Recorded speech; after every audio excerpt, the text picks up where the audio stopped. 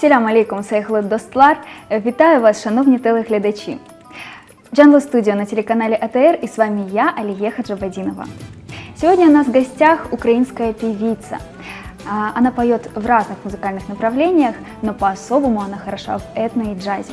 Ее голос пробирает до глубины души. Искренняя и неповторимая Иванка Червинская. Приветствую тебя, Иванка, спасибо, что нашла свое время и пришла к нам в гости. Привіт, Алія. Дякую, мені дуже приємно, що ти мене запросила. И как настроение, Иванка? Чудово. Правда, трішки прихворіла, але я сподіваюся, це не буде сильно впливати на гарний настрій. Это, наверное, из-за твоего плотного графика. Мабуть, із-за погоди швидше всього буде. Музыка лечит, мы сегодня с тобой попоем. Ну, я сподіваюся, що я стану здоровою після цього. Иванка, ты популяризируешь украинскую народную песню. Ты ее поешь как в джазе, так и в оригинальном варианте. Почему именно народная музыка? Почему такая любовь к народной музыке? Я сама собі задавала вже деякий час таке запитання, чому саме в мене душа лежить більше до української тематики. Але я знайшла відповідь в тому, що я народилася в дуже гарному середовищі. І українська музика з самого дитинства мене супроводжувала, і в мене з маличку асоціації якраз українських традицій, весілля, Різдво. І мені завжди дуже подобалось чути, як старі бабусі латкають. Тому я навіть зараз, визначившись з тим, що я хочу співати українську музику, я завжди співаю з закритими очима і якраз стараюсь оті свої дитячі емоції, спогади відтворювати тоді, коли співаю. І тому ця музика, мабуть, зачіпає слухача зі сторони. Сейчас очень актуален вопрос именно народной музыки. Как ты считаешь, достаточно ли хорошо развивается украинская народная музыка в нашей стране? Справді є тенденція покращення того, що люди звертаються до української музики, до народної музики. Люди ходять на концерти, які навіть зачасту мають народний такий напрямок, народний напрямок. Ну, я сподіваюся, що якщо ця тенденція за оцих 2 роки пішла різко вперед, то вона буде мати якийсь більший розвиток, і ми будемо бачити таке покращення більше у свою сторону. Ты обучалась в селе, и до того, как ты поступила во Львовское музыкальное училище имени Людкевича, ты не получала никакого образования начального, музыкального? Ну, це, мабуть, так сталося виключно в сімейному такому плані, тому що мене колись в 1 класі записали в музичну школу. Але через те, що в мене мама працює провідником на українській залізниці, її часто не було вдома, ну і, звичайно, діти, вони ж такі, їх інколи треба заставляти до навчання. І я позаймалась тільки рік, і пам'ятаю, що якось воно мене відпало, і я сказала, що я не хочу займатися музикою. І батьки якось вирішили мене не заставляти.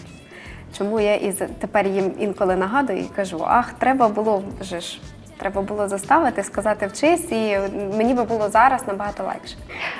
Ты экспериментируешь в музыкальных жанрах. Каких именно и какие у тебя последующие експерименти? Мої експерименти, вони здебільшого пов'язані з українською тематикою і з джазовою музикою. Будучи студенткою якраз в музичному училищі, я познайомилась з на той час вже відомим гуртом «Шоколад». І цей колектив робив українську музику в джазових аранжуваннях. Так якраз за рахунок цього я звернула свою увагу на джазову музику. І не скажу, що вона мені, звичайно, одразу дуже подобалась. Тому що я дівчина з села, тоді не було інтернету, не було можливості шукати якусь інформацію. І я пам'ятаю, що єдиний джазовий стандарт, який був у мене на слуху, це в той час це була реклама майонезу «Провансаль», в якому звучав джазовий стандарт.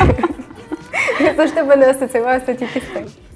Але Коли ми стали займатися їм з гуртом, і він мені запропонував стати солісткою їхнього колективу, я погодилась і стала джазову музику для себе відкривати по-новому. Ну і за рахунок, в принципі, цього гурту я і полюбила джазову музику. Тому от ми пробували народну музику в джазі, потім ми познайомилися з Усигіном Бекіровим, і це вже теж була народна музика, ну не українська, а татарська. Я мусила якийсь певний час пережити цей момент, щоб наважитись співати цю музику, тому що я завжди знаю, як зі сторони виглядає, коли, наприклад, якась людина, яка не є українцем, може співати українську пісню. І завжди десь або якийсь склад слова не так звучить, або якась мелодика, яка українцю буде зі сторони дуже чути її буде, що воно щось не так. Будет резать ухо немножечко. Так, буде різати вухо, так. Ну, я себе пробую, я себе розвиваю, і я думаю, що воно мені навіть в подальшому для мене, як для вокалістки, мені допоможе розвиватися.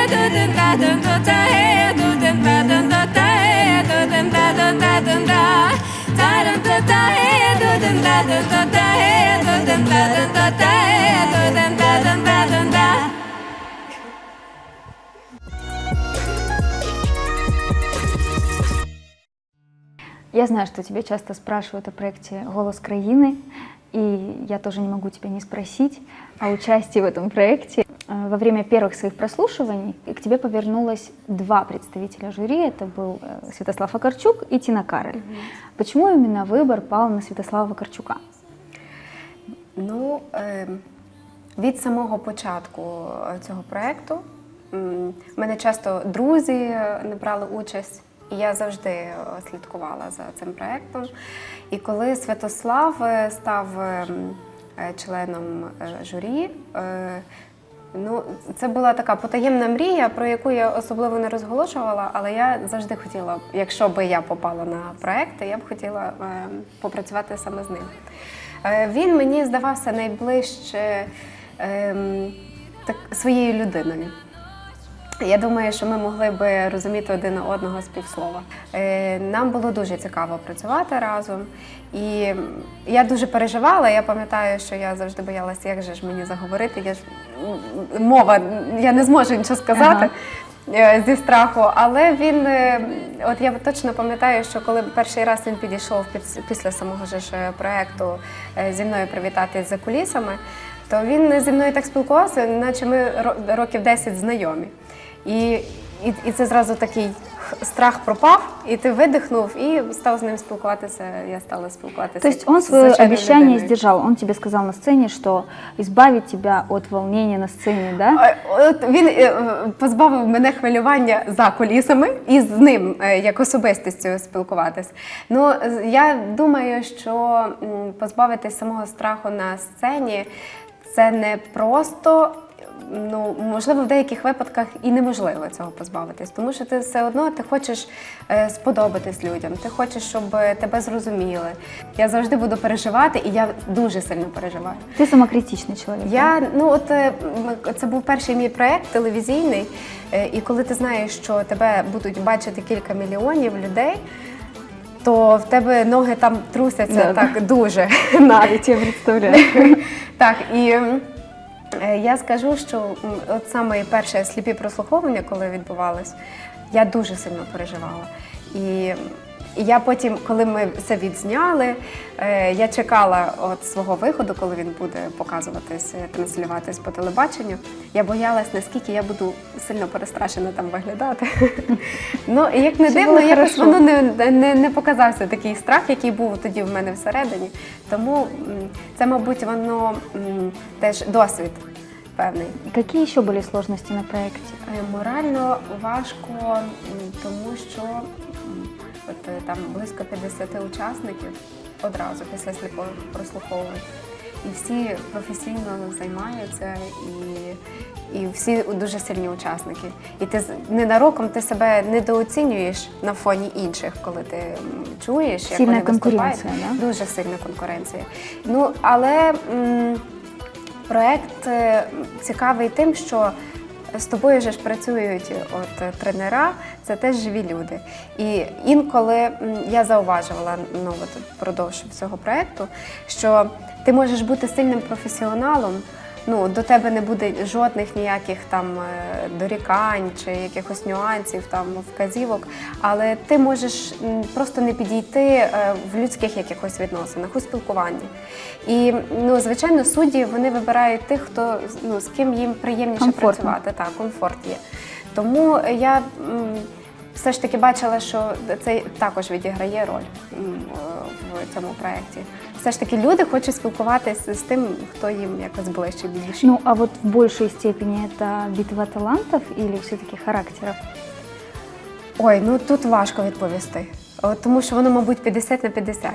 Морально важко ще на цьому проєкті через те, що коли ти вже проходиш в прямі ефіри, це просто ти тиждень готуєшся, але ти зранку до ночі займаєшся. Ти зранку до ночі чекаєш, поки тобі пошиють костюм. Що ти робиш на сцені? Ти за тиждень вчиш пісню. І ти інколи ти просто чекаєш 5 годин свого виходу на сцену, на репетиції, але ти не маєш можливості покинути сам павільйон, і ти мусиш чекати, тому що тебе можуть викликати в будь-який час, там, вийти на сцену, щоб там подивились, як світло буде стояти. І тому ти мусиш сидіти, і ми там вже хто спав десь під кріслом, хто десь чекав своєї черги. Воно важко є, тому що ти емоційно стомлюєшся від цього. Ну, але це впливає гарно на фігуру, тому що ти хочеш не хочеш, ти просто худнеш моментально.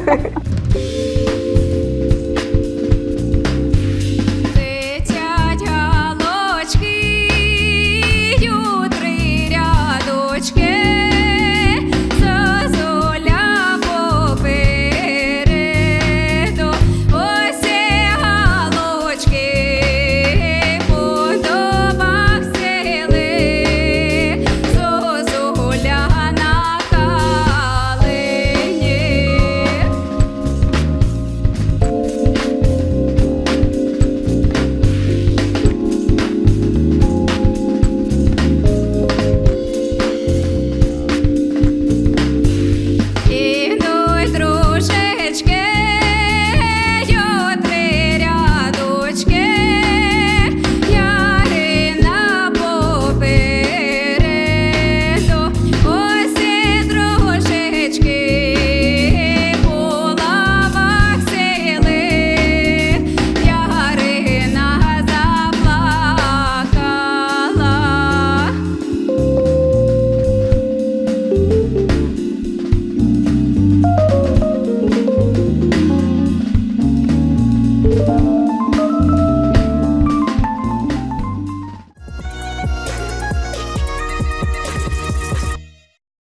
ты говорила, что для тебя сцена и дом – это одно и то же. Скажи, как ты связываешь свою личную жизнь, творческую, сценическую? Ну, скажу так, що навіть просто всі мої буденні дні, вони завжди пов'язані. Тобто я просинаюся, зразу включаю музику.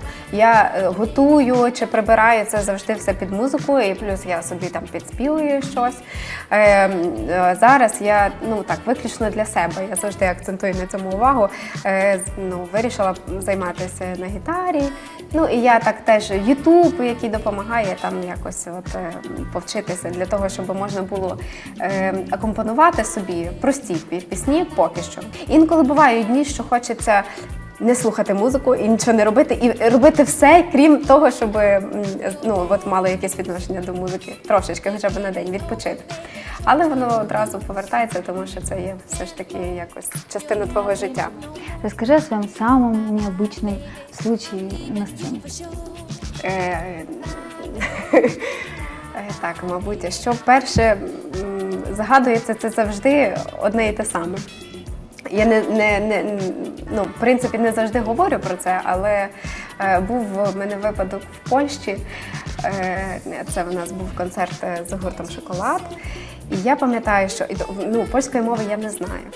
Але я знаю, що це був концерт в Перемишлі, і, в принципі, в тому місці люди знають українську мову, тому що воно дуже близько до кордону українського.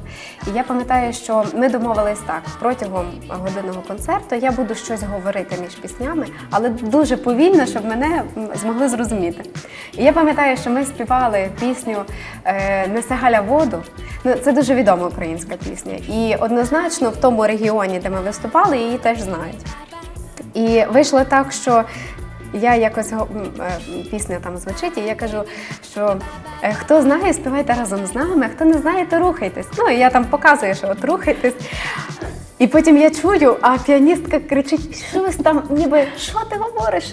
І повторяє, що якось там ши чи ши, якось там треба рюши чи шися, якось треба було по-іншому сказати. І я починаю швидко виправлятися, і бачу, люди посміхаються, які от нас слухали. Під час концерту не можна було нічого вияснити, що я сказала і що я переправляла. Але ти розуміла, що ти зробила щось не то, щось не те, так. І після концерту мені підходить наша піаністка, вона знає польську мову, і вона каже, ти просто вийшло так, що ти сказала, що хто знає, той співайте разом з нами, а хто не знає, той, умовно кажучи, займайтеся коханням. Здається, що вийшло так. І люди, коли спочатку мене слухали, вони налаштувались на те, що я буду спілкуватися українською мовою. І вони сприйняли на український лад те, що я сказала. Але коли я стала швидко це повторяти на польській, вони вже зрозуміли, що треба було розуміти деякі слова і по-польськи. Це був такий випадок, який, коли мені говорять якісь казуси, то я завжди, цей, мабуть, найяскравіший вийшов. Тому деколи, коли мені кажуть, може, ти щось скажеш перед піснею, я кажу, давайте я краще просто заспіваю. Це, мабуть, комплекс такий, знаєш, виробився після того випадку. Я думаю, что это действительно комплекс, потому что у тебя нет никаких проблем с речью, и ты прекрасно читаешь стихотворения, и любишь литературу. В школі я ніколи не любила точні предмети. От математика, таке враження було, що я не розумію, про що вони говорять взагалі. І мені завжди подобалась література, я завжди читала вірші, і мене відправляли, де треба почитати вірш, то завжди мене запрошували. І малювати стінгазети. Це були такі два таких хобі, які мені подобались, і плюс в мене це непогано виходило. Еще и вышиваешь. Вишиваю. Просто ідеально. Не девушка, просто мечта, серйозно. Є такий, вишивання – це для мене така розгрузка певна. Тому що ти багато думаєш, коли вишиваєш, ти заспокоюєшся. І я вирішила в один якийсь момент, коли в мене були такі моральні стреси, я вирішила повишивати, і я побачила, що це мені допомагає. І плюс я знайшла такий для себе напрямок вишивання. Я вишиваю там картини Пікассо, Далі. От зараз у мене Ван Гог вже в роботі. І я побачила, що воно гарно виходить зі сторони, коли ти вже бачиш готову роботу. Воно і милує око, і плюс в тебе є одна із найвідоміших картин цього художника. І вона висить в тебе на стіні. І це дуже гарно, і плюс воно твоїми руками зроблено, тому воно навіть, мабуть, ще більш особливіше. Когда выйдет ваш совместный альбом «Стрипсилир»? Зараз у нас в розробці альбом, і половину, в принципі, пісень ми записали. Але в нас вийшло так. Мені дуже подобається їхня робота, їхнє бачення української музики, так як вони це припідносять. Тільки от ми зараз знайшли пісню, зробили її, записали, але я не знаю, наскільки, які я хочу бачити пісні в альбомі. І ми зараз записуємо багато матеріалу і виберемо вже зі всього, що, мабуть, буде найбільш підходити. Тому що я от визначаю з тим, чи це має бути різнопланова повністю музика, чи це має бути якийсь такий один напрямок і одна атмосфера альбому. Ми це ще поки що обдумуємо, але вже половина у нас є пісень записана, тому я сподіваюся, що до кінця року ми запрезентуємо альбом. Спасибо тебе огромное, Дякую Сагол, тобі дуже. Иванка. Дякую. И я желаю тебе творческих успехов и всего самого наилучшего. Дякую, я також бажаю вам процвітання. А с нами была Иванка Червинская. Оставайтесь на телеканале АТР. Салахня Халамс.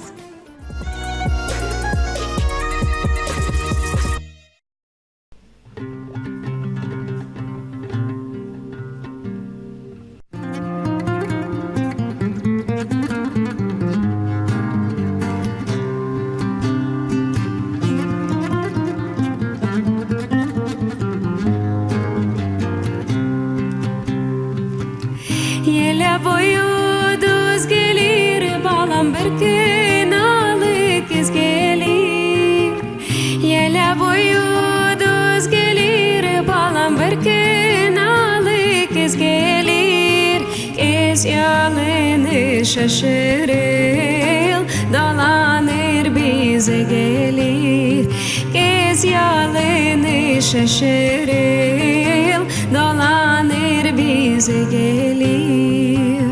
Kız gelir kalka kalka, balım elinde altına kalka. Kız gelir kalka kalka, balım elinde altına kalka. Seni sevsem gizli sevdim, niçin duydurdum halka. Seni sevsem gizli sevdim, niçin duydurdum halka. Haydi balam haydi, şinanay balam, şinanay balam, şinanay na. Haydi balam haydi, şinanay balam, şinanay balam, şinanay na. Yala boyu düz gelir, balam bir kınalı kız gelir. Yala boyu düz gelir, balam bir kınalı kız gelir.